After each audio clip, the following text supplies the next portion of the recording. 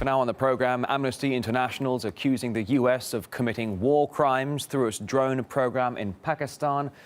A report from the human rights organization lists recent incidents and says there's an almost complete absence of transparency. And the activists have challenged the Obama administration to prove that it has thoroughly investigated all cases of unlawful killings, though there could be an awful lot to look at. The program began in 2004 under the Bush administration. 2006, though, was the deadliest year in his presidency when almost 100 civilians were killed. But in 2008 over here, the use of drones in Pakistan escalated, reaching a peak after Barack Obama was sworn into office in 2009. That was a total of 162 people, though, many of them considered not to be militants. Now, the next 12 months of Obama's administration saw a record number of strikes, 122, and the program continues to take the lives of many innocent people. So we can see the lion's share of drone strikes was indeed carried out by the Obama administration. Around 1,000 civilians have been killed, 200 children, and the total number of deaths is more than 3,000 people. More details now from RT correspondent Lucy Kafanov. The Predator drone, remotely controlled and heavily armed. It's the weapon of choice in the CIA's undeclared war in Pakistan. That's where the U.S. is believed to have launched more than 300 strikes since 2004. The target, suspected Taliban and al-Qaeda militants. The White House says better drones than boots on the ground and justifies the covert program as both effective and legal.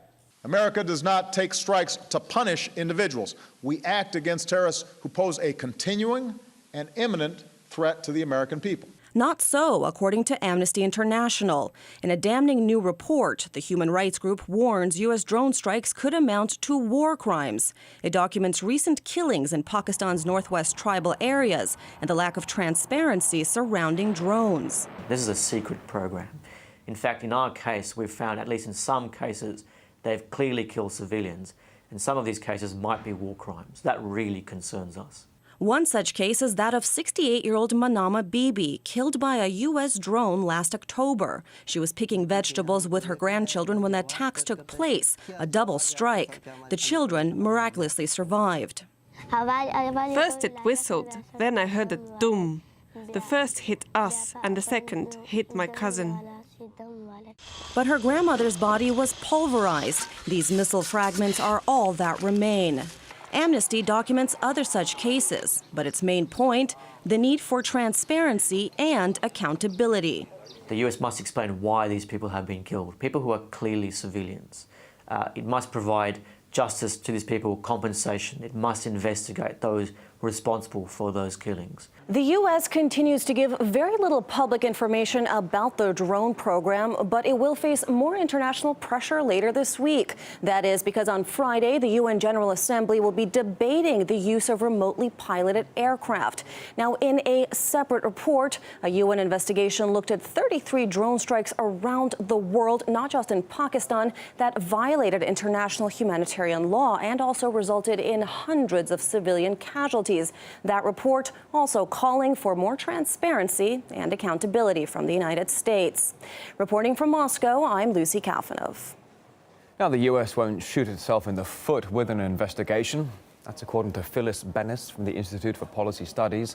So she actually wants an international probe into America's ongoing drone strikes. The U.S. has a consistent position in refusing to allow its highest officials, whether political or military officials, to be held accountable for the consequences of wars that are themselves fundamentally violations of international law. International law in the United States, unfortunately, is too often only applied to other countries and not to ourselves. One of the big problems with the drone war is that we don't have good information. It may be that there are war crimes involved if there are decisions made to use drone strikes when other options are available, if decisions are made to use drone strikes against settings where there are known civilians, they may well be war crimes. There needs to be a thorough investigation, and what we've seen is that the U.S. government is not prepared to investigate itself.